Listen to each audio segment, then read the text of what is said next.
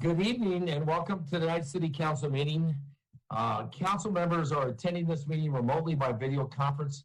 I might just make a couple extemporaneous comments on that. We were scheduled to have this meeting in the dais, around, in the Broomfield, at the dais in the Broomfield County Chambers tonight.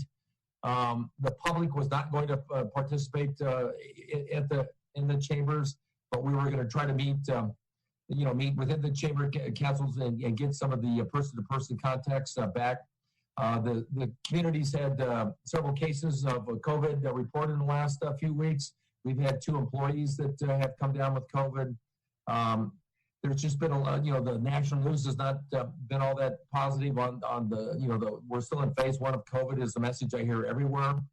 And so council, Guyleen and I, the Mayor Pro Tem and I, along with the city manager, Jennifer Hoffman, decided that we would go to a remote setting. So you'll see that the council members tonight, because I'll make this contrast here, the council members tonight are at home, and so we're not wearing masks, and we're not required to. I'm in my office by myself. I'm in my home.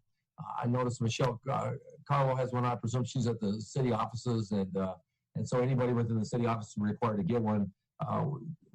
When the city manager talks about her report tonight after the special meeting, she's going to talk a little bit about where Broomfield's at. But I just wanted to give that background, and let's go with tonight. Let's get started with tonight's meeting.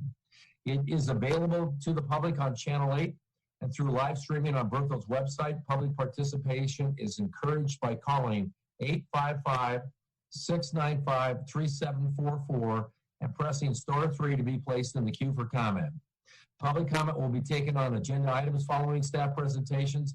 Screeners will ask callers for their first and last name, neighborhood, and the agenda item the caller would like to comment on. Please call several minutes before the agenda item and press *3 to ensure you are in the queue for comment. Public comment will also be taken during the public comments section for topics that are not on tonight's agenda. All public comments will be limited to 3 minutes. Again, the number is 855-695-3744. Press *3 to be placed in the queue. The City Council meeting is now called to order. Will the clerk please call the roll? Anderson? Here. Castriata? Here. Grill? Grill? Here. Hinkle? Here. Jazerski? Jazerski? Watt Evans? Here. Lynn? Here. Lindstedt? Here. Schatz? Here. And Tessier? Here. A quorum is present. Will everyone please rise and join me for the Pledge of Allegiance? I pledge allegiance to the flag of the United States of America and to the republic for which it stands, one nation, under God, indivisible, with liberty and justice for all. There's the flag. In an effort to keep order for tonight's meeting, I'm going to ask council to please utilize the video conferencing tools to raise their hand for comment or when making a motion or a second. I will call on the first hand raised to state the motion and the second hand raised to make this second as appropriate. I'm going to ask council members to limit their comments to 5 minutes and to please ensure you are on mute when non-speaking. We will plan on a 10-minute break at approximately 8 p.m. We will begin with council's review and approval of this evening's agenda. Council may add or remove items to the consent agenda, or council may revise the order of business for the meeting. Does any member of the council have any additional comments or questions regarding this evening's agenda? Mayor Pro Tem? Thank you, Mayor. I was trying to raise my hand. I would like to propose moving item 11D to the consent agenda. Is there any disagreement with that? If you are, please raise your hand. I'll give you a chance to speak. Noting no, we'll allow 11D. Are there any other comments? Well, 11D will be moved to the consent agenda from the business agenda. So having no other comments, we will move on. There are no items under petitions and communications this evening. Next on the agenda is public comment. This is an opportunity for the public to comment on matters other than the items already listed on this evening's agenda. To be placed in the queue for comment, please call 855-695-3744 and press *3. Public comments will be limited to 3 minutes. And I'm not noting anybody on the screen. Once again, as I have been at these meetings, I will be generous. Mr. Mayor, there is one getting screened right now. It's not showing up on my screen.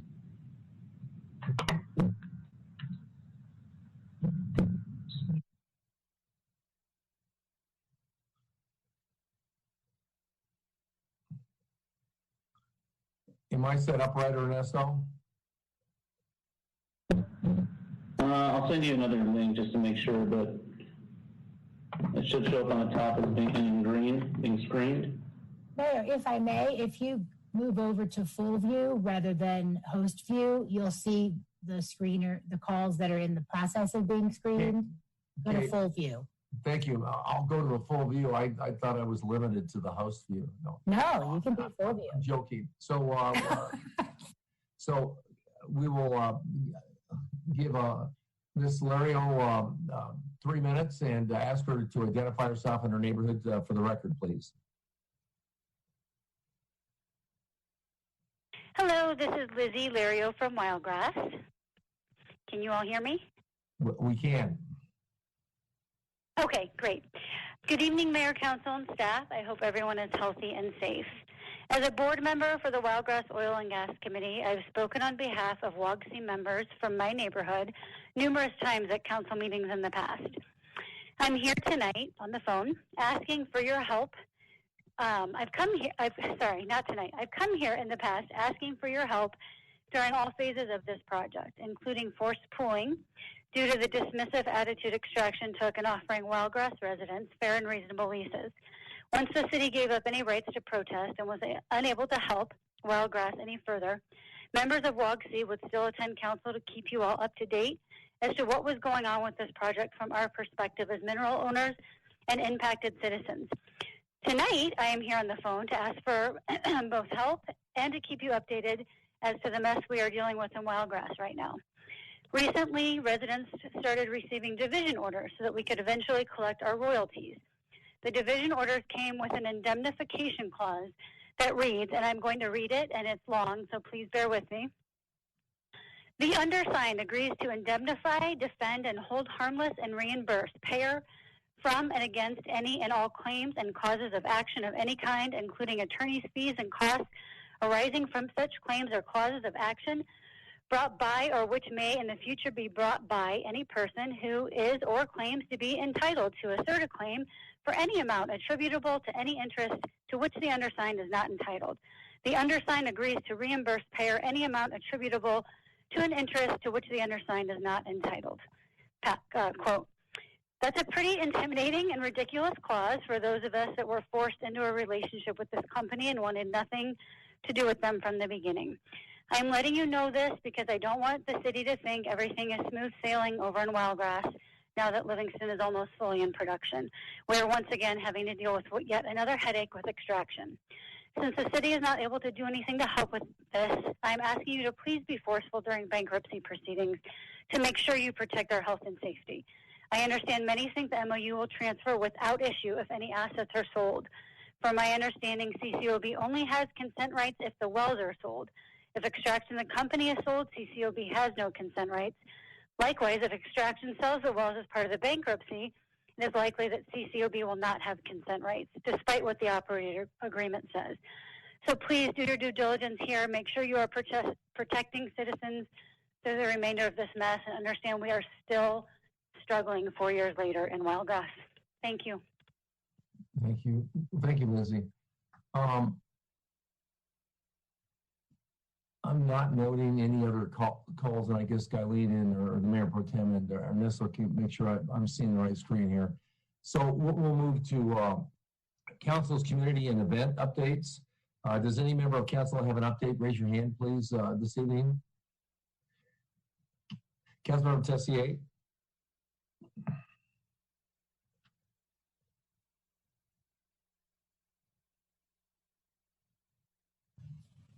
Thanks.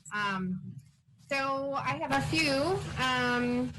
There's the Broomfield Council on the Arts and Humanity Drive-Through Fun, Art, Music, and Goodie Bags on this Saturday from 10 a.m. to 12 p.m. at the Broomfield Commons. It's where you drive by and go to their website and sign up for a time slot to drive by and see art, listen to music, and grab a goodie bag. Fun for all ages. Councilmember Lim, myself, and Tammy Yellico and Andrew Valdez from the ACES committee met with Brianna Hallinan from Sustainable Broomfield. And I just wanted to give you an update that they started a composting club, and they had 29 residents signed up and started composting, which I think is a huge deal. That was one of the issues that was brought up when I was campaigning in 2013. So it's nice to see some progress being made. Sustainable Broomfield also holds classes on backyard composting.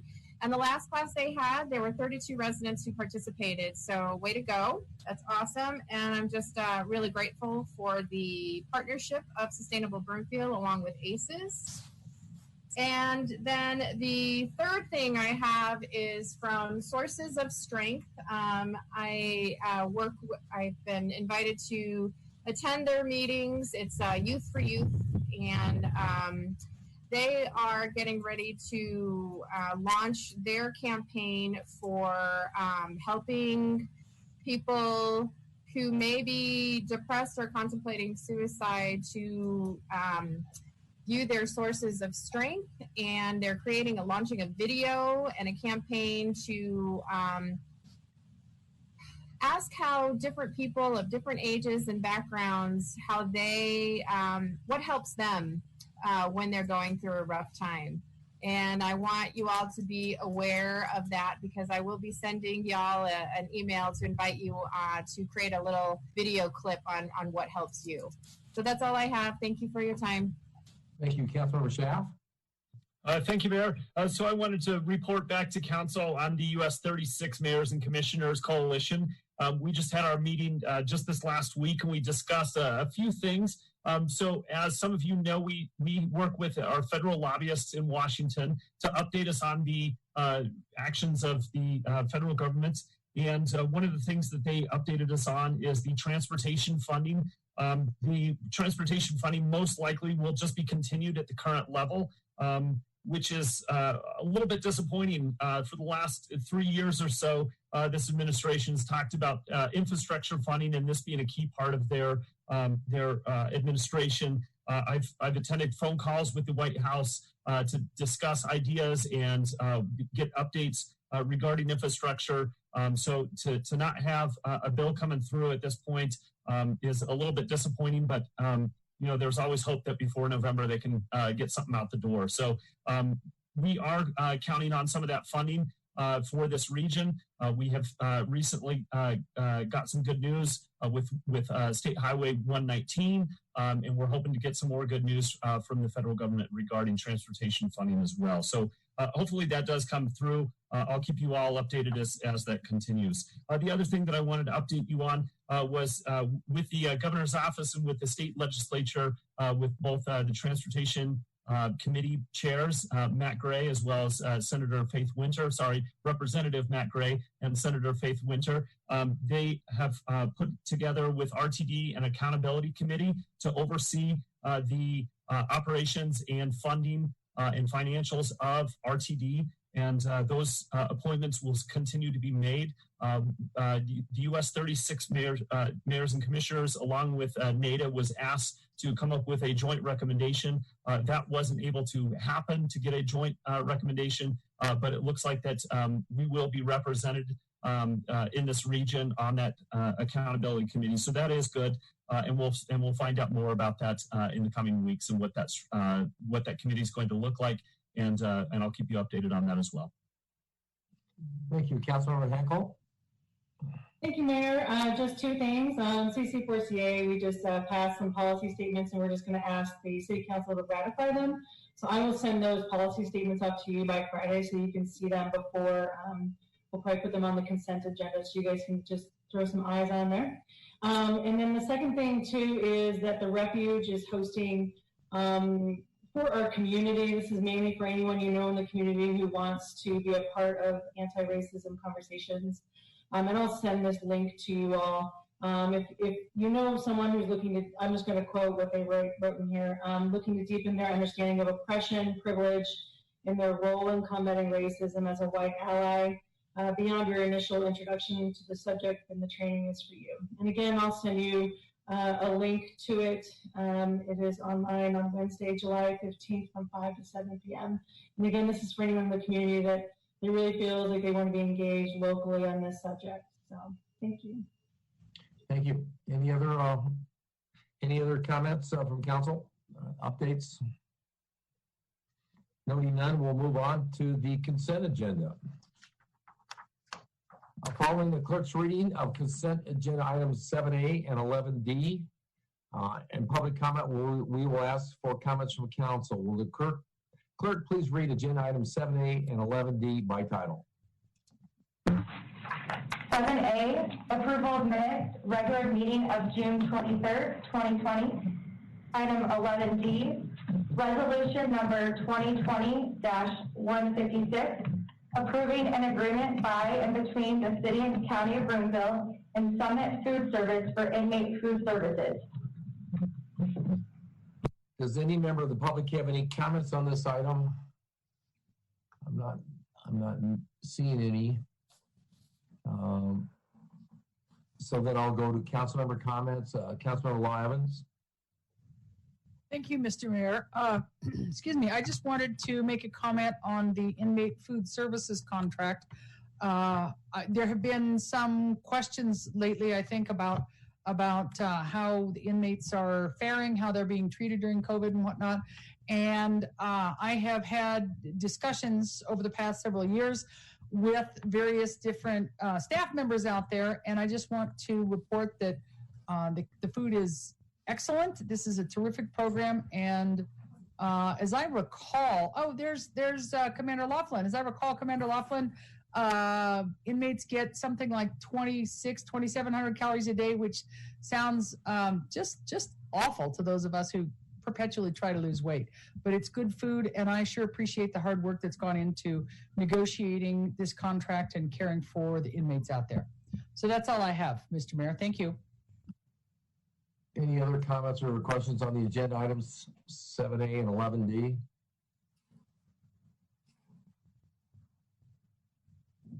Okay, so we'll move on. Is there a motion that the recommendations contained in the staff reports for agenda items 7A and 11D be approved? Raise your hand. Be formal here. Councilmember Law Evans. So moved, Mr. Mayor. So is there a second? Mayor Pro Tem. Second. Okay, any other discussion? Will the clerk please call the roll? Lynn?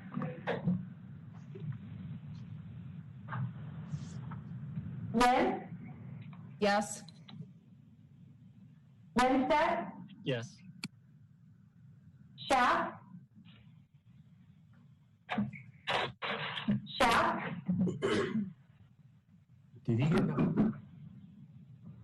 He's big videos there, but he's not. I'll come back to him. Tessier? Yes. Anderson? Yes. Castriata? Yes. Grew? Yes. Hinkle? Yes. And Schaaf? Yes. It passed unanimously. Wait, hang on. This is Liz. I don't think I was called, but I vote yes. Okay. Okay, sorry about that. Law Evans? Yes. Thank you. It was an oversight, as you know, council member, because everybody's required to vote. It wouldn't be official if you didn't vote, so thank you. There is no business before the Board of Social Services. There is no business before the Board of Health. There's no business before the Broomfield Housing Authority. We will begin council business tonight with proposed ordinance number 2127, amending certain sections of the Broomfield Municipal Code relating to concept review applications, neighborhood meetings, and public notice requirements, first reading. Council has a copy of the agenda memorandum, which staff will summarize. Thank you. Good evening, Mayor and Council. Anna Burton-Zetti, Director of Planning, will walk us through this item. Anna? Thank you. Sorry, had to get off mute there. Thank you and good evening, Mayor, City Council. The first reading this evening is for Ordinance number 2127, and we are following up on some prior study sessions that were held in April and May of this year. Those study sessions included process improvements to our development review process, as well as changes to our public notification requirements and some enhanced engagement opportunities during development review. If I could have the next slide. So based on those prior study sessions, we really found that we had two takeaways from those discussions. The first of which was community engagement and opportunities for input throughout our process is absolutely critical. And the second was that council needs to retain oversight of the process and the ability for one member to be able to call up and during the process to retain the ability to establish the guidelines for development reviews. And the ordinance this evening, 2127, is really looking at that first key takeaway, the community engagement opportunities and opportunities for input during the process. And we'll have a second ordinance brought forward in the future to address the second key takeaway. We could have the next slide. So following the last study session that was held on May 5th, we do have some changes that were made based on the discussion. These were related to the notification requirements. There was a change from 1,500 feet to 1,000 feet for the new planned unit development plans. This is still a significant increase from our current 500-foot notification requirements. And this really pairs with the second bullet that we're going to have the same notification requirements for most of our public hearing requirements, but at the discretion of the city manager, we could increase the mailing notice buffer requirements based on the size, the density, the intensity of a proposed development. And then finally, the last change was that we incorporated a public or a purpose statement for our neighborhood meetings to clarify the expectations. Next slide, please. So in terms of the development process, the proposed ordinance 2127 includes two key changes. The first is a revision to our concept review process. And with this process, we would utilize a dedicated project website for the review, and this website would be available to the public for at least 30 days. 30 days is the minimum established in the ordinance. And this website, currently we use Broomfield Voice, could be utilized to receive comments from City Council, from the Planning and Zoning Commission, as well as from the public. The city manager could, on a case-by-case basis, determine that a project, a concept proposal, requires a public meeting, and the ordinance still allows for that to occur, allows for the city manager to require an in-person meeting at a study session. The second key change is regarding neighborhood meetings. There was a desire to seek public input early in the process through a neighborhood meeting. And Ordinance 2127 will require neighborhood meetings for most development projects in Broomfield, such as uses by special review, site development plans, planned unit development plans, and final plats. This ordinance does not change any review authority. As mentioned previously, we will have a future ordinance brought forward that will bring forward some of those potential changes that were discussed previously at our study. We could have the next slide. So this slide is just outlining some more detail regarding the neighborhood meetings. The purpose for adding a neighborhood meeting requirement was really to provide some early engagement in the process. And applicants will be required to have this neighborhood meeting prior to submitting a formal application. So the process would be that they would have a concept review required utilizing the Broomfield Voice. Then the applicant would hold a neighborhood meeting where they can have engage in informing the neighbors, answering questions, letting them learn more about the process directly from the applicant, and then they would formally request the application with Broomfield. The application, as required, would require public notices regarding the neighborhood meeting, and as drafted, it would require public notices consistent with the type of application that is going to be submitted for. This ordinance, as mentioned, also includes a purpose statement for the meeting and requires the applicant to provide a sign-in sheet and notes from the neighborhood meeting when they make their formal application to Broomfield. We could head to the next slide, please. The ordinance this evening also the public hearing notice requirements, and this slide is just outlining some of our current requirements. Currently, we utilize a local newspaper. We often use the Broomfield Enterprise. We mail notices to all property owners within 500 feet. There are signs posted on the property, but for concept reviews, currently we only require a sign to be posted on the property. Next slide, please. So as noted, there will be some changes to the mail notice requirements. There will be an increase from 500 feet to 1,000 feet for most applications. There will be a decrease for variance applications. So these are applications that are typically requested by a property owner for things like a deck expansion or a small increase in height to a fence. And so these are very focused applications with local impact. And so the request would be to decrease the mail notice to an area most impacted by a requested variance. So that would be 200 feet. And again, the city and county manager could request a larger notification than 1,000 feet even if it was deemed appropriate. The concept reviews would also add a mailed notice requirement, and there would be a mailed notice requirement for neighborhood meetings as well, both at 1,000 feet. Next slide, please. This is just a quick graphic showing some of the impact of increasing a mailed notice buffer. You can see that even with large parcels surrounding a small pad site, this location up at State Highway 7, the increase from 500 to 1,000 feet really lets us reach further into a neighborhood and reach a larger audience so that we can hopefully get early engagement during the neighborhood meeting, the concept review, and then through the process. Next slide, please. There are some changes that will be implemented administratively that are not included in the ordinance. So I just wanted to touch on these briefly because they had been previously discussed at the study sessions. This includes implementing a homeowners association communication. So creating a local registry for homeowners associations and utilizing that for additional outreach. Using the Broomfield Voice, not just for concept reviews, but we could also use these for other development applications on a case-by-case basis.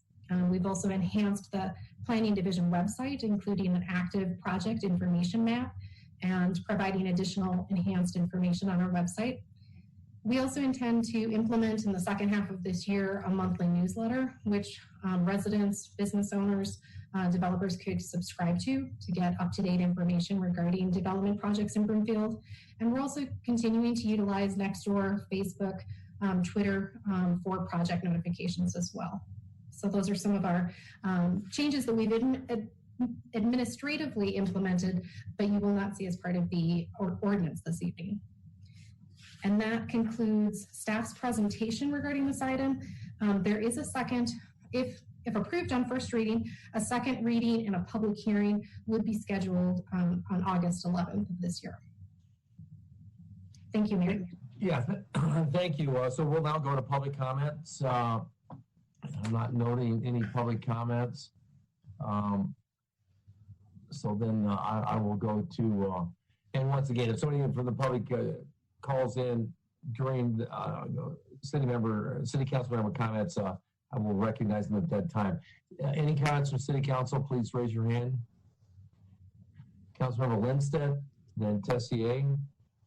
Thank you, Mayor. I think this is a major improvement from our current process that's fairly antiquated. But I do have some concerns, not with what's in the ordinance, but with the enhanced notifications. I didn't think about this much last study session, but in thinking about it and listening to some folks, I am a little worried that the 1,000-foot notification is a lot bigger, but when you compare it to a neighborhood, it's going to be smaller than your average neighborhood in the community. So when you include an HOA notification, you're expanding that notification to a lot larger areas, only in neighborhoods that have HOAs. So I get a little nervous. I think the process is overall more inclusive, but I do get nervous that we're giving more voice just to neighborhoods that have HOAs and the demographic that lives in those neighborhoods. And maybe we're not giving the same voice to older neighborhoods that don't have HOAs,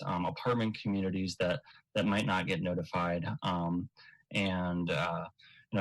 more rural areas that don't have HOAs. So I don't want us to be unfair when it comes to that extra notification. I learned that Denver does something called statistical neighborhood mapping, where they try to map out neighborhoods in a more cohesive way that doesn't include HOAs. So none of this is in the ordinance, and I'm totally supportive of it. But I do think maybe in a year it would be good to review the feedback we're getting on developments and seeing if we really are getting a disproportionate amount of feedback from areas with HOAs and not in areas that don't. So anything we can do from staff's perspective to try to make sure that we're giving equal notification and equal voice to all neighborhoods in Broomfield and all communities in Broomfield, I think would be really important. Again, I'm supportive of the ordinance as it's written, but I think that enhanced method, maybe we could put a little more thought into to making sure we're being inclusive to all communities. So I don't know who that feedback's to, but just for staff in the future. That's all I've got, Mayor. Okay, Councilmember Tessier, then Henkel. Great comments by Councilmember William Lindstadt. Thank you. I totally agree. I think that's a fair and accurate concern. And I'm wondering too if that could be something that could be taken care of with a be in the loop or some other way to engage, particularly maybe libraries and stuff like that might be able to reach a broader audience and make sure that there's the holistic perspective of Broomfield and not just certain groups, I guess.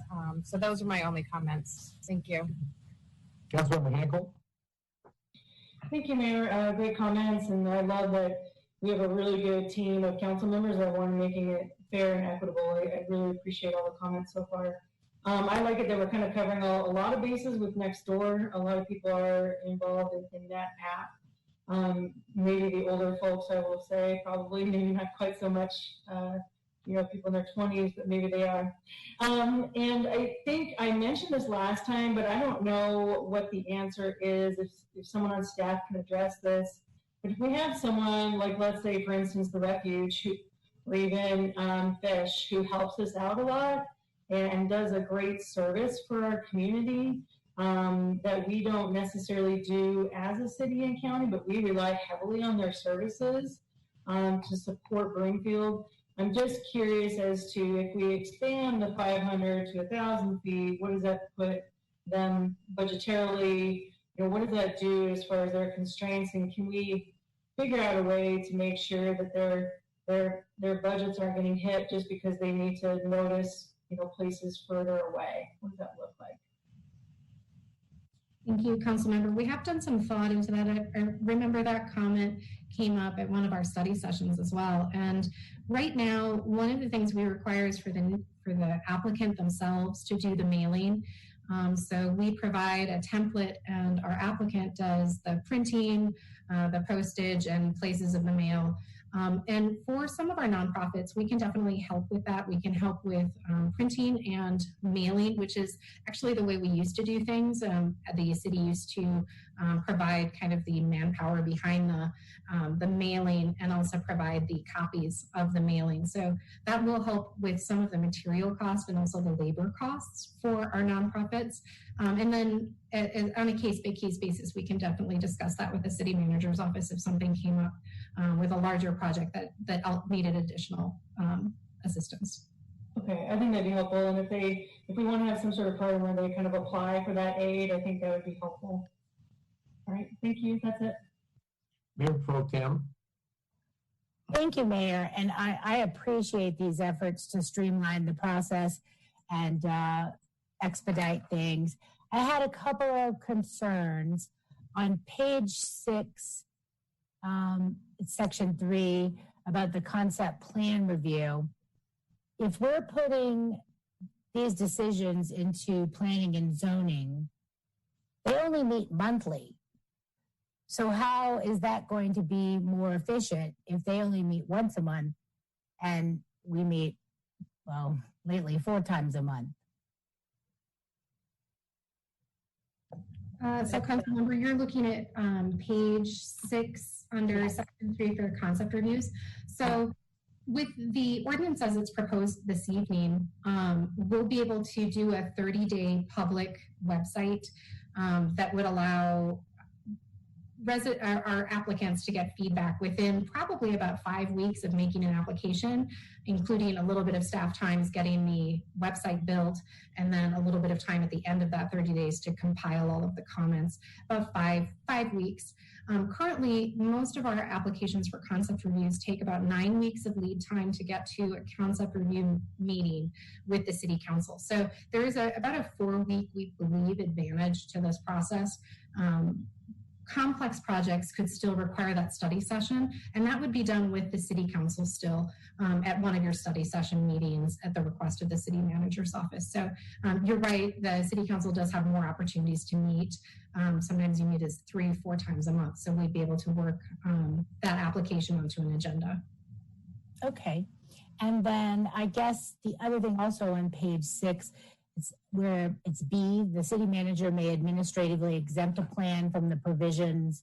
Number 4 was a bit concerning because that puts a lot of control in the city manager's hands to determine that a plan will not result in significant traffic, visual, noise, odor, or other impacts. And I guess that takes away a lot of our knowledge of our neighborhoods, you know, and the people that we were elected to represent. So that does concern me a bit. And we have the project coming up that will fit into that category. But I wouldn't want the city manager to be able to make that decision. So how is that rectified? So that portion of the code is not being requested for change at this time. So what we do currently when utilizing that section B is an application has to meet all of those criteria. So they have to meet all 6. It would have to be a commercial building less than 5,000 square feet and also not be anticipated to have significant traffic. And we really err on the side of caution. So if something were to be on that cusp between the two, it would be unlikely to receive a request for a waiver. And it would go through currently a meeting or as proposed through the public notice or the public website. Okay, thank you. And then on page 7, number D, it says any comment, suggestion, or recommendation made by any member of the Planning and Zoning Commission or by any council member on any concept or review plan is gratuitous. I don't understand that. Sorry, I'm just going to get to where you're at. So this is under the concept review as well. So I believe and the city attorney could definitely help me if I'm stepping outside the definitions here, but I believe the purpose of this is that there really isn't a decision being made at the concept review. So if you made a comment at the concept review, it's being provided to help the application along. It is not something that you're bound to in the future. You could get additional information during the public hearing, and it could change your mind, and you could have a different viewpoint in the future when reviewing it based on additional information at that future public hearing. Okay, and then my last, unless Mr. Sullivan, did you have something to add? No, she got it, or Anna got it pretty closely. It's just a matter of the comments that you make in the study session aren't necessarily binding on the future decision. Okay. Lastly, on page 7, it says failure to give full notice as required by the terms of this chapter due to a clerical or administrative oversight or omission shall not affect the validity of any hearing, meeting, or decision. Is that enough accountability? Is my question on that. And with noticing, how much notice will be given to residents in advance to comment and attend the community meeting? So under the proposed ordinance, most of the notifications occur within 10 days. The notification in the paper can be as little as 5 days in advance, but we routinely do 10 days in advance just so that everything is coming out at about the same time. So there would be a mailing to everyone within to property owners within 1,000 feet. And then also the notice in the Broomfield Enterprise and also the sign posted on the property, as well as some of our enhanced notifications as well, as those are applicable. The requirement for sometimes there is a clerical error. There could be a typo or a clerical issue with someone's mailing address, and one clerical issue wouldn't negate the entirety of a public notice effort. As long as it was done with good faith, we tried to do the notice as best we could.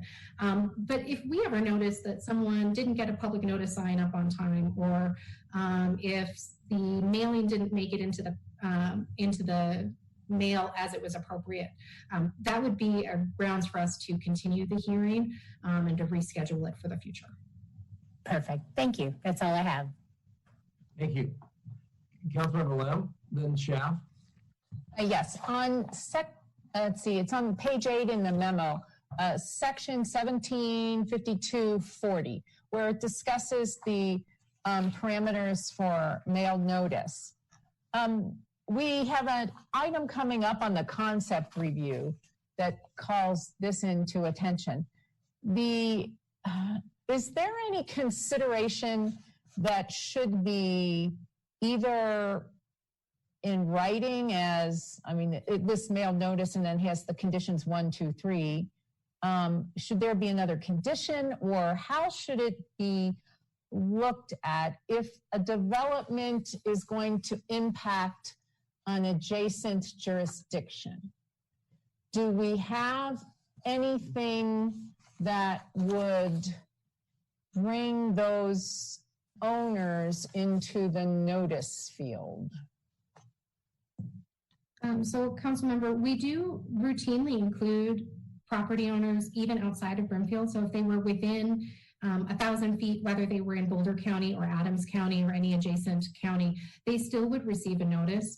But item number 3 was intended to really get, I think, at what you were thinking in terms of if a property owner, sometimes like with rural properties that are much larger in size, it might be appropriate for a project that would have potential impact in that area to go further than just 1,000 feet.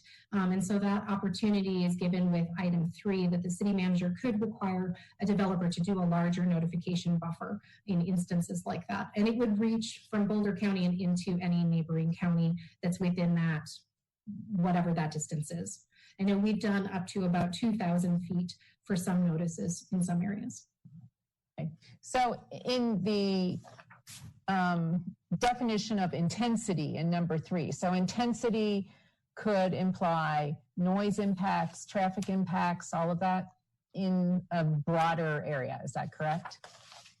I think that was our intent, to leave it at that broad language so that the city manager could look at different aspects of what could be considered the intensity of the development. Yes, so noise, traffic, all of those considerations.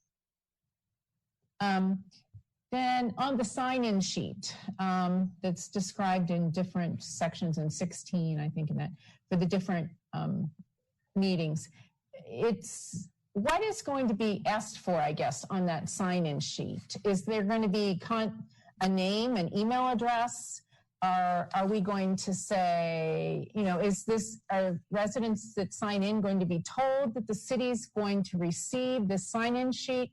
Are they going to expect to be contacted by the city about follow-up meetings?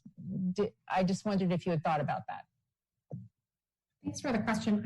I'm not sure that we've thought too much in terms of letting residents know that it could be shared with us, but certainly what we do is we provide a handout for our developers, because we do neighborhood meetings currently. It's just not a code requirement. So what we do is we provide a guiding document to our applicants that says things like, on a typical sign-in sheet, we do like to receive the name and email address and the address for the individuals.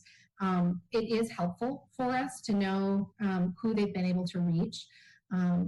And we have in the past used it sometimes for contact in the future, for follow-up, if we receive a lot of questions with their summary. Staff often attends what we expect to be larger neighborhood meetings as well, and we can definitely do that. But that kind of that education part of how we use the sign-in sheet. I've never seen it that someone required a resident to sign in. Sometimes we'll just get a name and no contact information. For us, it's really helpful to know how many people attended, to make sure that we know that people did have an opportunity to attend and that their questions were answered during the meeting. Did that get to your question? Okay. Yeah.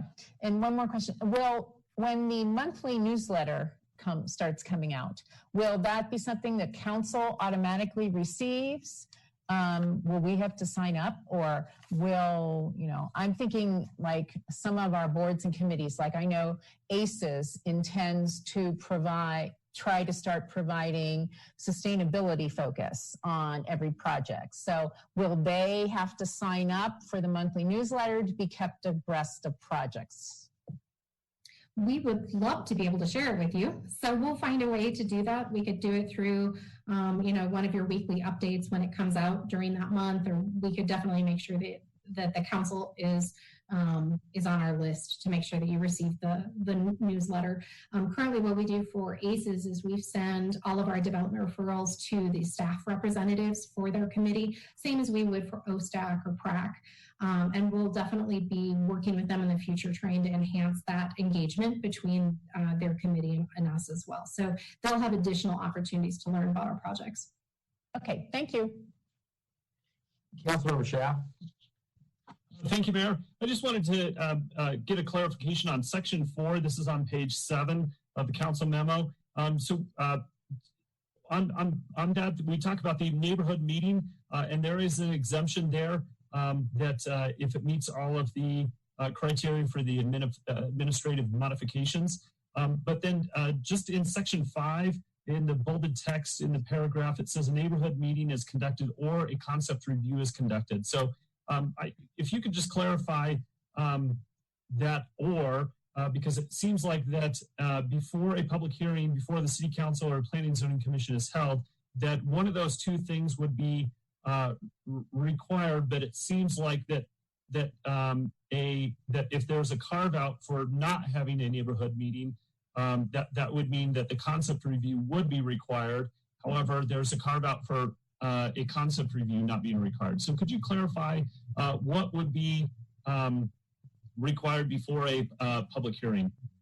Sure. So I'll start quickly with the administrative modification process are relatively small. They're very small changes to a previously approved site development plan. Usually it's things for changing out tree types, maybe minor modifications to a parking lot layout, but it's about a 10% change. It's very limited in terms of what it would be able to go through that process. And a public hearing is not required as part of that administrative process. So a neighborhood meeting wouldn't be required, and a concept review would not be required, since a public hearing is not required. It's a very limited project. If it was a site development plan amendment that didn't meet that very small criteria and needed a public hearing, it would have both a neighborhood meeting and a concept review. So Section 5 is walking through that notification requirements are held, whether it's a public hearing or a neighborhood meeting or a concept review. that those are it's going to be walking through requirements for all of those types of public engagement opportunities. Did that help to? Definitely. So I just want, So I just think that as we talked about in the study sessions, that we really want that neighborhood meeting to exist, and that is important, and that concept review maybe not as important. And so that or there makes it seem that that it could be one or the two, and I'm just wondering why maybe it should be an and or as opposed to an or. But I just want to make sure that that neighborhood meeting doesn't get lost. We can definitely look at the language and make sure that it's clear. In this particular paragraph, it's kind of focusing just on the notice requirements and not whether or not they're required. But I can definitely see the way that you're reading it, so we can look at that language and see if clarification is needed before second reading. Great. Thank you so much. That's all I have, Mayor. Thank you. No other hands are up.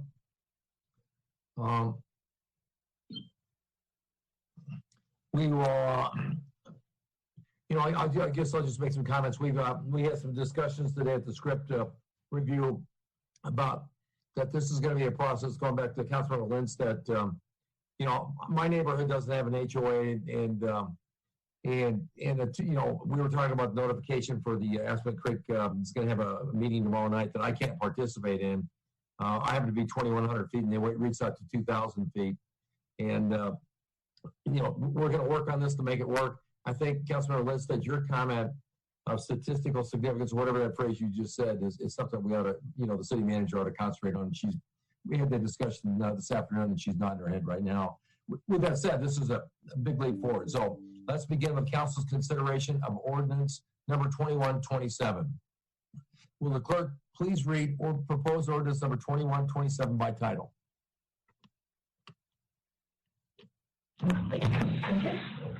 Item 11A, ordinance number 2127, amending certain sections of Title 16 and 17 of the Broomfield Municipal Code relating to concept review applications, neighborhood meetings, and public notice requirements, first reading.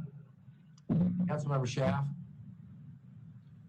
Thank you, Mayor. I'd like to make the motion that ordinance number 2127 be adopted on first reading and order published in full, that a public hearing and second reading of the ordinance be held on August 11, 2020 at 6 p.m. as allowed by City Council procedures and rules of order. Councilmember Henkel. Second. Is there any other discussion? Will the clerk please call the roll?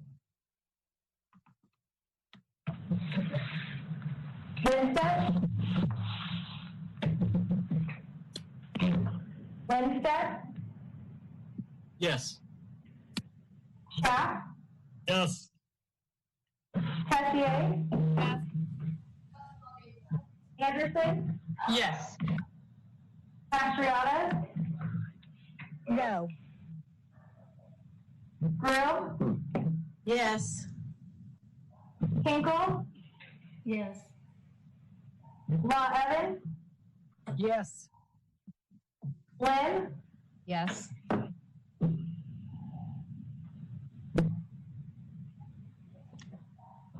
So it passes 8-1, is that correct? That's correct. Okay. It passes 8-1. Next is council consideration of proposed ordinance number 2126, vacating a portion of Tennyson Street located within Trison Center, filing number 1, first reading. Council has a copy of the agenda memorandum, which staff will summarize. Thank you, Mayor and Council. Anna Bertonzetti, Director of Planning, will also take us through this item. Anna? Thank you again, Mayor. City Council, we do have a very brief presentation for this item. If we could show that. So the owner of the property, it's about 12.8 acres of commercial property known as the Trison Center, and it's located just on the north side of West 120th Avenue and east of Tennyson Way. Could we have the next slide? So the applicant this evening is asking for a segment of right-of-way that was known as Tennyson Street that runs through the property be vacated. On June 25th of last year, the City Council did approve a final plat for this area, and within that final plat, it was anticipated that this segment of right-of-way that's north of 121st Avenue would be vacated in the future. The road does not exist today, and it's not needed in the future. And so it was anticipated to be requested for vacation, but could not be vacated back in 2019 because there were existing utilities in the right-of-way. The developer and owner of the property has subsequently removed the 8-inch water line that was located in the right-of-way, and a segment of sewer was also abandoned in place in that location. And a new sewer has been installed, and it's been inspected and is able to be utilized. Since the right-of-way is not in public use, upon its vacation, it will be returned to adjacent landowners of record, and a second reading will be required for a vacation. And when this proposal comes back for a second reading, we will also be bringing forward a site development plan and final plat for the same property. And so you'll be seeing both of those items together. And that concludes staff's presentation on this item, and the applicant is here this evening and able to answer questions. Okay, so we'll go to public comment. I'm not noting any public comment. I'll go ahead and restate the phone number, 855-695-3744. You have to press *3 to be placed in the queue. And I'm not noting any at this point in time, so we will go to council comments. Councilmember Law Evans. Thank you, Mr. Mayor. I appreciate it. So I just want to confirm with staff, potentially, I guess, with legal, that by going forward with this vacation and returning the land ownership to the adjacent landowners, that does not obligate or set up any expectation that we will approve the site development plan that's coming in front of us in a couple of weeks. I just want to make that very clear and make sure I understand that. Is that correct, Mr. Sullivan or whomever? That's correct. Your action on the vacation of this public right-of-way doesn't have any effect on your future decisions on the site development plan. Very good. I support this. It's a very strange piece of property, and this right-of-way, there's nowhere for it to go. I don't really know why it was there in the first place, but at any rate, I support this. Thank you for your help. Thank you, Mr. Mayor. Councilmember Groom. Yeah, I had a quick question in regards to the size of that space. Do we have a number of or percentage of acreage?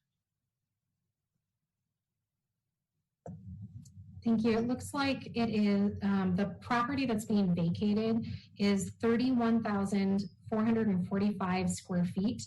So it's a little less than an acre, about a little less than 3/4 of an acre in size. And did Broomfield purchase that land?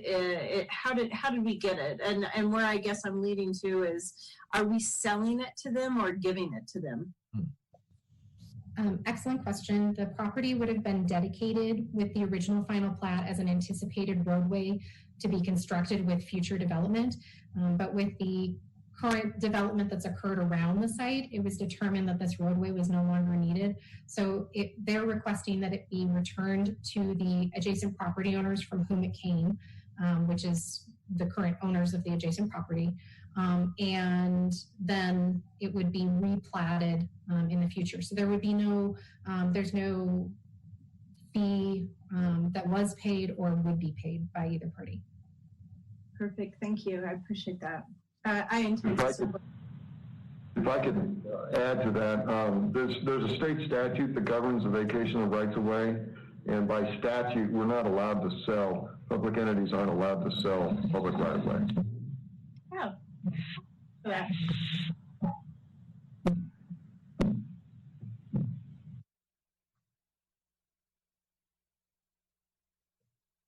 Is that all, Councilmember Groom? Yes, thank you. Okay, I'm not noting any other comments or questions, so we'll begin with council's consideration of ordinance number 2126. Will the clerk please read proposed ordinance 2126 by title? Item 11B, ordinance number 2126, vacating a portion of Kennison Street located within Trison Center, filing number 1, first reading. Councilmember Evans. Thank you. Sometimes it's hard to make my fingers move fast enough to go from one to the other, but I move that ordinance number 2126 be adopted on first reading and ordered published in full, and that a public hearing and second reading of the ordinance be held on August 25th, 2020 at 6 p.m. as allowed by City Council procedures and rules of order. Councilmember Groom. Councilmember Groom. Second. Any other discussion? Will the clerk please call the roll? Schaaf. Yes. Tessier. Yes. Anderson. Yes. Castriata. Yes. Broom. Yes. Hinkle. Yes. Law Evans. Yes. Lynn. Yes. And Lindstedt. Yes. Okay, it passes unanimously. Thank you, gentlemen. We'll move on to 11C, which is a request for an executive session for legal advice and to instruct negotiators regarding issues related to the Boulder air contract. Will the clerk please read agenda item 11C by title? Item 11C, request for executive session for legal advice and to instruct negotiators regarding issues relating to the Boulder air contract. Does any member of the public have comments on this item? Noting none. Does any member of council have comments or question? Councilmember Groom?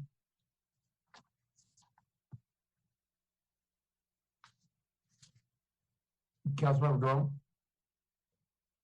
Oh, her hand was up from previously. Does anybody else have other questions or comments?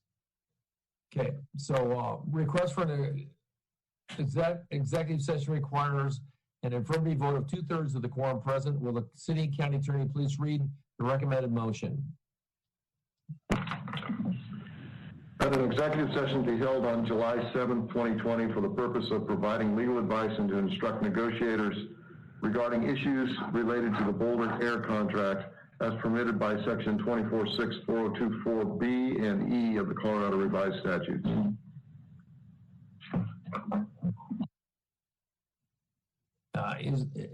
Is there a second? I think you'll need a motion on that. We need a motion on that too. Is there a motion, Councilmember Schaaf? So moved. Councilmember Evans? Second. Any discussion? Will the clerk please call the roll? Tessier. Yes. Tessier. Sorry. Tessier. Yes. Anderson. Yes. Castriata. Yes. Broom. Yes. Hinkle. Yes. Law Evans. Yes. Lynn. Yes. Lindstedt. Yes. And Schaaf. Yes. It passes unanimously. We'll go to the city and county attorney's report. Mr. Sullivan, do you have a report? Yes, Mayor. This morning we had the arraignment for the extraction noise cases, and it was, we had hoped to get a trial date set at that hearing, but extraction came in with a 25-page motion asking the court to find that the automatic stay in the bankruptcy proceeding applied to prevent the court from exercising jurisdiction over the noise ordinance violations. While we asked the court to proceed because we previously briefed the issue, the court decided it wanted to take under consideration the motion that was filed by Extraction. And so he set a briefing schedule. Our reply brief will be due on the 21st of July. Extraction's response to that will be due on the 27th of July. And the arraignment and the hearing on that issue is set for July 28th at 9 a.m. It's unfortunate that the Extraction continues to try and delay that proceeding, but it also shows that the proceeding is important to them. So that's where we are in the noise ordinance cases. So I'll ask if any members of the council want to ask any questions or comment on this. Councilmember Lim? I just wanted to echo that it is unfortunate that Extraction keeps delaying this. And just to call attention to the fact that there are residents who are still being impacted from noise from the pad. So, you know, the issue is ongoing. It's started, this case has been going on for 5 months already. It's taking not, you know, the court system goes on slowly. In the meantime, that there are residents still being impacted by noise. Thank you. Any other questions or comments on the attorney's report? So we'll go to the city county manager's report. Ms. Hoffman, do you have a report? I do, just briefly, Mayor and Council. Thanks for joining us once again, at least virtually. A quick update on COVID and then an update on our anti-racism efforts. As reported yesterday, we wanted it to be a standalone update. We have seen an increase over the 7-day average of 19 positive cases since last Sunday, the last Sunday in June through this last Sunday of July 5th. We now have 316 cases. We're tracking it closely, obviously. This was, we have been unscathed from an employee perspective through the entire COVID crisis that's been occurring until this week on Monday. And Broomfield police officers tested positive. Several close contacts, including a member of the CMO and leadership and PD, have been quarantined until Thursday. The contact was made, as Mayor Pro Tem and Mayor Quinn had indicated yesterday in the email, with some outreach and engagements that would be, it'll be 2 weeks this coming Thursday. As I have sent an email today and an abundance of caution, we have also, will be closing our community development front counter.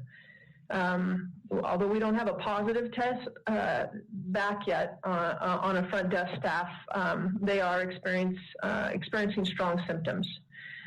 So we'll be tracking that closely as well, but again, as an abundance of caution. As our public health crew, again, we're so fortunate to be a county and not have to rely on outside public health agencies.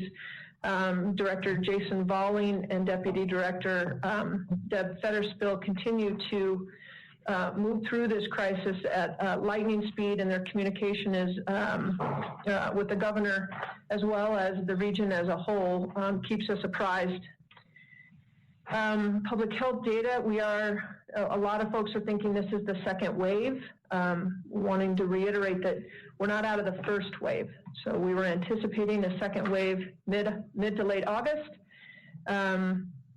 So if in fact trending continues, we're seeing everyone on council as well as the public that's watching, and we'll be hearing this later, tracking the national news. Cases are on the rise, some certainly nearing crisis situations. So given that this is the first wave, we are continuing to approach this from a safety first perspective, safety and health first perspective. We have decided to, again, have virtual council meetings until we can get a better sense from Director Valling on what the future holds, and we want to be sure that the decisions are based on public health and the safety of our employees. our city, county council, of course, and our community as well. The last piece of the COVID, usually flu season begins at the end of August into September. So it's almost like a triple whammy, if you will. Onto something a little more positive with regards to proactive approaches. Staff has been continuing to have dialogue regarding anti-racism. We will be, I'll send out an email tomorrow. Reagan Bird, some of the council members and myself were able to participate in a webinar of Ms. Bird about 3 weeks ago. Her approach and her knowledge is something that will be of great value as we move forward in Broomfield. We have set up 3 webinars that will be staff and council initially at the end of July, actually into the 3rd and 4th week. The staff is taking the anti-racism and really developing our knowledge base and ensuring that all voices are not only have a seat at the table, but are heard and acknowledged and a deeper level of engagement.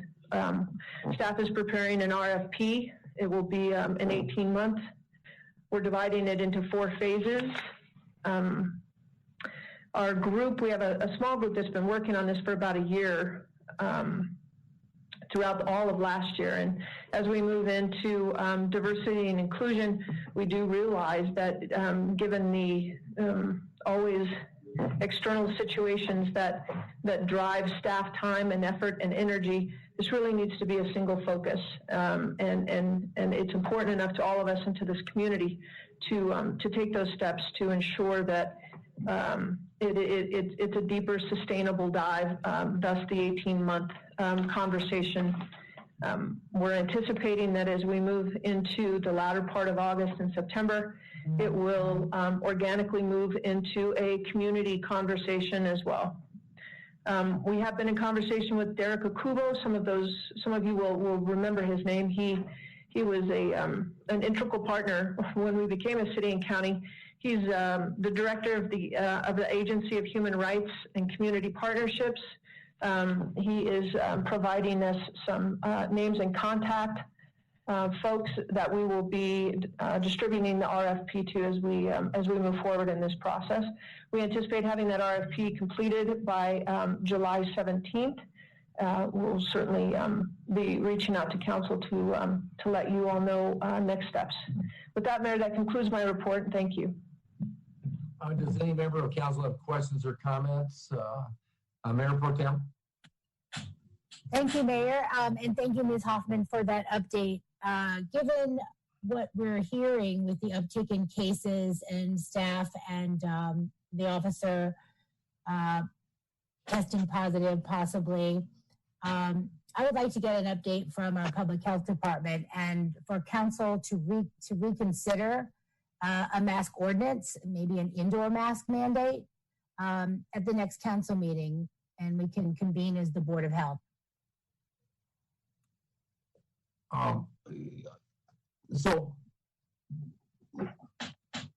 Councilmember, I guess I want to pause and talk about that.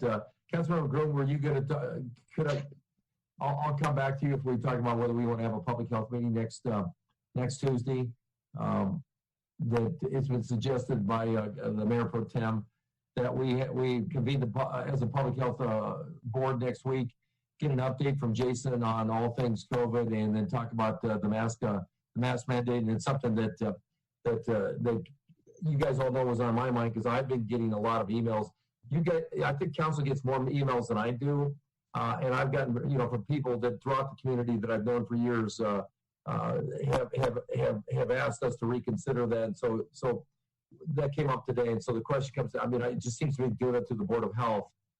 Is the best way to do that, and we can convene that on Tuesday, July 14th. So I'll go back to other comments on. Does anybody, I have the ability to ask for that, and I guess I wanted to make sure that council members understood that we were going to have a Board of Health meeting next Tuesday, and talking about mask mandates that people want to say that we shouldn't have one, now would be your time to speak up. And then I'll go back to the council members that wanted to ask other questions. So I'll go, Councilmember Hinkle, did you want to talk about masks or? Yeah, on that subject, and then I'll talk about the other subject that Jennifer talked about, but I do want to reevaluate and see if we can do mandates for masks inside of places where we have commerce. We have a lot of people that don't want to go to the mall, and that's unfortunate because then our businesses are hurting because of it. So I think if we have a standard inside places of business, of course we might make exceptions for places like spas in order to do their work. What does that look like? And I'd like to ask the Jason and Deb to kind of help us figure that out. Thanks.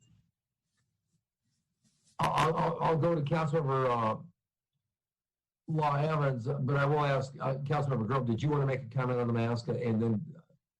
Yes, I will. Okay. So I want to see what this week brings in regards to COVID, but my first inkling is not to make the mask mandatory.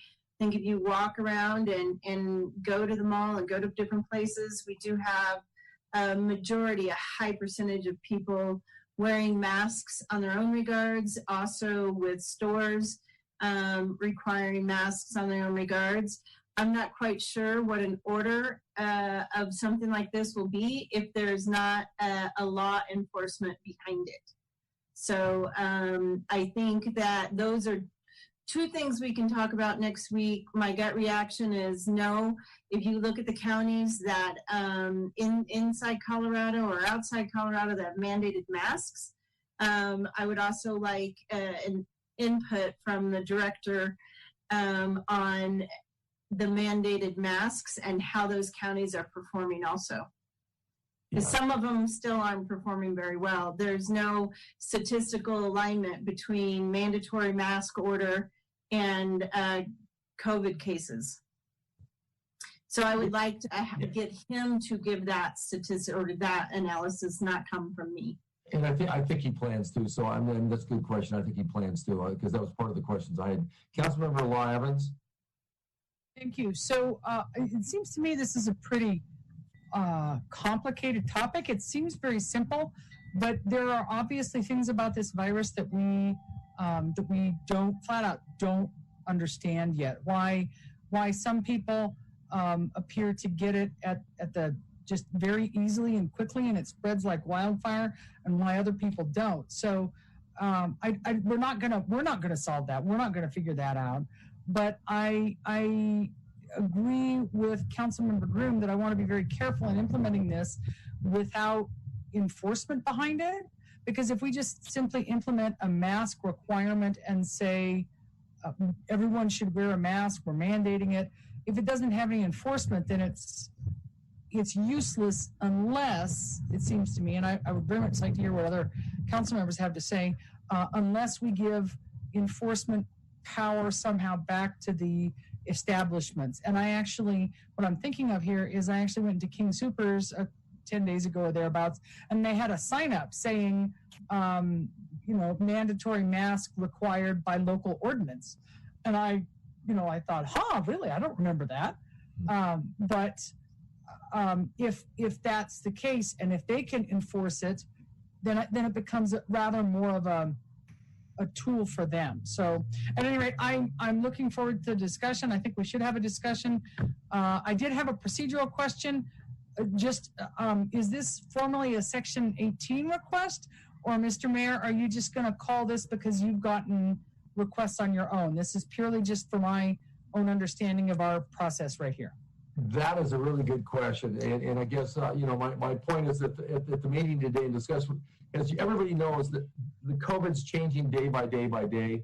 And so we were sitting talking today, and then I was also processing Jason's response to my email.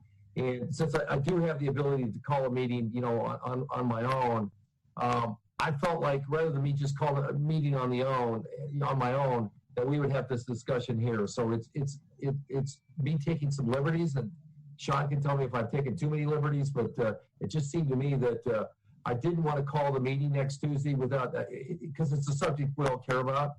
So I guess I tried to, what's the word that Jennifer used?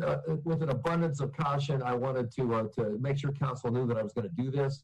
And so you guys can help shape the discussion next week.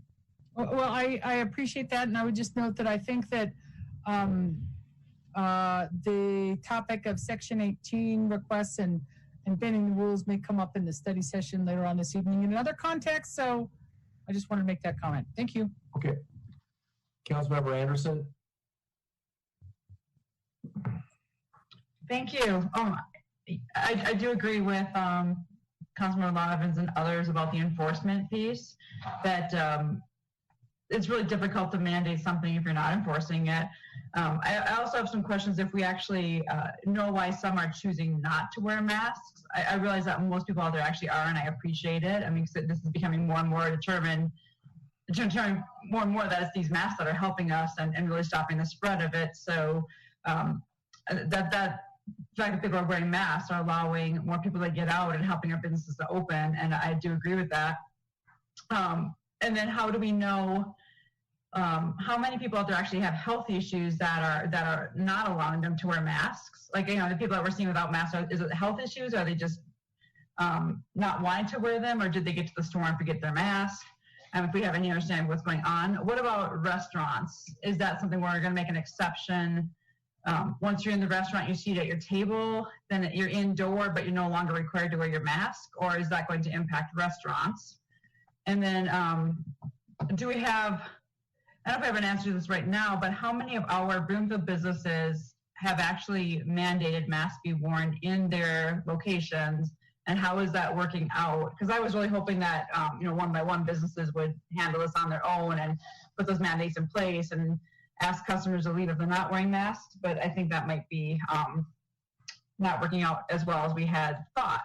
So I guess that's some of my questions, and I really do want to make sure that we're not requiring masks outdoors on trails, and that it really is only limited to the indoor setting. So thank you. Councilmember Schaaf. Thank you, Mayor. So I too am concerned about the rise in cases nationwide as well as here in Colorado. So, the questions that I have, and I've sent these to Jason Bowling as well as City Manager, but I would like to better understand from our contract tracers where and how these cases in Broomfield as well as within the rest of the state are spreading. Is it being spread from families and friends? Is it being spread across generational? Is it being spread inside or outside interaction? So to better understand that, we do have contract tracers hired by Broomfield, and we have to have some information on how this virus is trending, or it should be spread, and how that is trending. So in addition to that, I agree that there is the enforcement mechanism, and especially given this last week with fireworks, I've seen and heard a lot of complaints about our lack of enforcement with our ordinance. So if this is going to be something that we are going to be doing, we ought to talk about enforcement and how that's going to be handled. That's all I have, Mayor. Councilmember Lindstedt. Hey, Mayor. So I do have I have two comments, one about the masks and one about the overall city manager's report. My thoughts on the mask ordinance, I think it's becoming much more clear from the studies coming back and from the actions in states like Texas that are issuing mask mandates, that masks do reduce the spread and that we should revisit it. I think Councilmember Law Evans and Councilmember Henkel at separate times brought up that small businesses are having issues with customers getting upset about the ordinance, and maybe if we pass an ordinance, people can be upset at us instead of the small businesses that are already dealing with so much. I think that might be a tool for them to be able to keep their employees safe, despite the, I think, polarizing opinion of masks that maybe some residents share still. But I think it's my understanding that the science is coming back much more clear every day that masks work, and I would be curious to see what our public health director thinks of the emerging science when it comes to masks. Is now an appropriate time, Mayor, for me to talk about the other issue? I wanted to ask a question about city manager. Let me go back to our line. Councilmember Groom, and we'll just go ahead and leave the mask issue unless somebody, and we'll have a public health meeting next week, and I'll give Councilmember Groom a chance since she had her hand up earlier, and then I don't know if Heidi has other questions or comments. And so I'll go Councilmember Groom, then Henkel, then Lindstedt. All right, perfect. Thank you. I appreciate the COVID report. I got two questions. One, do we need to put a weekly COVID report under item 17, special reports, instead of, I would like to see it more detailed. Instead of giving kind of verbal talks, maybe have it presented. There's a lot of things happening at the governor's office right now, especially with phase 3.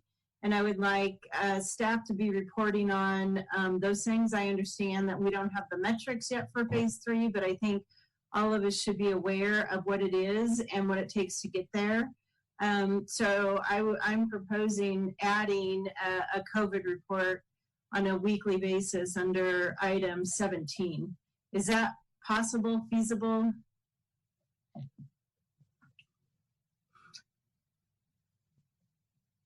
Mayor, would you like me to answer that? Yes, I would. Yes, I would. I mean, we had it at one time in the front. I think put it on 17 is appropriate. So so the answer is, can you do that? Absolutely. Oh, the question is, I guess. Thank you. And then I also want to go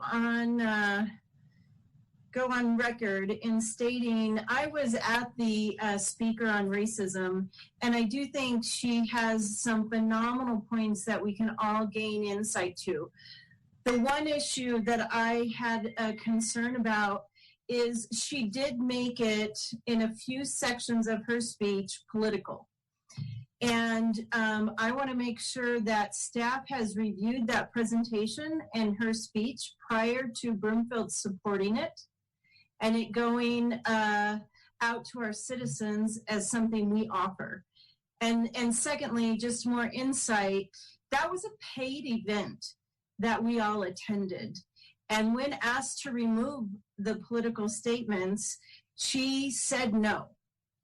So I do think that there is a risk of her not being able to present the wonderful information she has, because I don't want this to go to our residents and build another line of political mess that we've got going over many issues. But this is not a Republican versus Democrat issue. It's not a political issue. It's a social issue that's serious in our community. And I don't want any member listening to it and then get turned off of the reason of the message because she made it political. So I do expect that that section be taken out before Broomfield represents it. Is that feasible? Thank you, Councilmember Groom. I appreciate that feedback. Well, two things. One, we will be working with her to, we have not asked for that piece to be removed. What she did present is not exactly what's going to be presented. And the 3 sessions are for staff and council. This is not for the public yet. But we need to be able. It cannot be political. It should not be political. And I think we have an ownership in making it non-political. But she has wonderful information to say. Agreed. So please be aware of that. Thank you. That's all I had, Mayor. Councilmember Lindstedt, then Henkel, then Lindstedt, then Henkel. I think Councilmember Henkel was ahead of me a ways, so I think I'll let her go first if she would like to. Okay. Councilmember Henkel. Thanks, William. You're such a gentleman and a scholar. I really appreciate all these comments. I am in agreement with Kim on this, and this is why I wanted to mention it. When I loved Reagan's presentation, it was amazing. I do worry a little bit about that part of the content. And not as much as it's political, because I do understand what she was trying to say, but I really think it would be more meaningful if we had something like that section to say, hey, here's how Broomfield actually has systemic racism kind of built into our systems, because we do. And that's the part where we have to really kind of own our own history in Broomfield. So if we can intersect the way that, you know, the design and the education that she has to make it towards Broomfield and how we've been designed, you know, how we've been lagging on even affordable housing and a real good plan for it. I mean, we've really ramped that up recently in the past couple of years. But I think, you know, we really need to really take a good deep dive into Broomfield, into how systemic racism has affected Broomfield. And I think that goes to if you're an R or a D or a U or an L. And I think it would be really meaningful. So if our staff could even help support her in helping sort of construct what the presentation would be like, I think it'd be really meaningful. Because I've met people who say, yeah, I really do think that systemic racism does exist in Broomfield. I'm not sure exactly how and what that looks like. Here's some ideas. You know, I have people that say, yeah, I can see that, you know, in the Broadlands, for instance, we have a lot of like upscale housing, or in Ward 4. Whereas Ward 2, we have some different types of housing. Same with school systems, you know, those sorts of things. So within our systems, what does that look like? And I just would like for our staff and our council to just be really humble with that. And then secondly, I forget what I was going to say.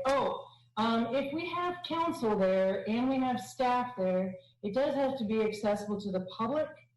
So I want to be really clear that it could be accessible to the public if we're all there. Otherwise, it's considered something else or a training. You know, we made our retreat public. So I'm not sure that it won't be available to the public or what that would look like if it's a training. Yeah, I don't know what that looks like. So thank you, Councilmember Hinkle. We appreciate that. So our approach is not to have this be a one and done. So we are certainly not anticipating that these 3 sessions with Ms. Bird is going to incorporate all of the components that you just listed. The initial conversations, and again, the 3 are going to be the same information. It's just giving staff and council an opportunity to choose from the 3, but it will be the same information.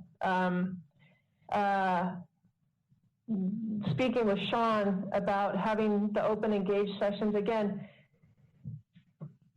we want to be sure that as we move into the community, that we are at least we have a foundation established from a historical perspective.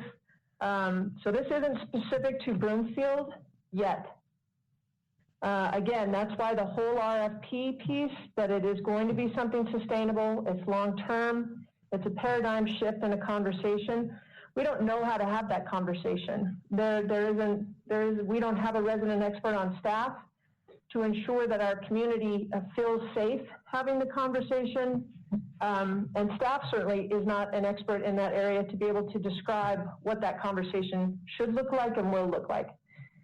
That's the RFP process in order to... And who attends those meetings, like as far as like 3 council members per meeting so that it's not a public meeting. Just trying to get in those nitty-gritty areas too. And then what will I would like to know what the content is exactly and what we'll be covering for sure. It will be similar to the webinar that was presented prior to. We will have a follow-up conversation. We will have a follow-up conversation to ensure that from a political perspective, we'll have to talk to her about that. But again, we want to be mindful that this isn't a finger pointing, that this isn't from a place of judgment. It's a historical, fact-based introduction to what anti-racism is, what systemic racism is, and what redlining is.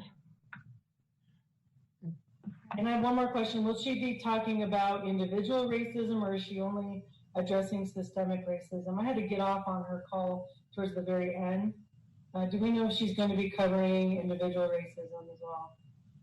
No, not on the introduction.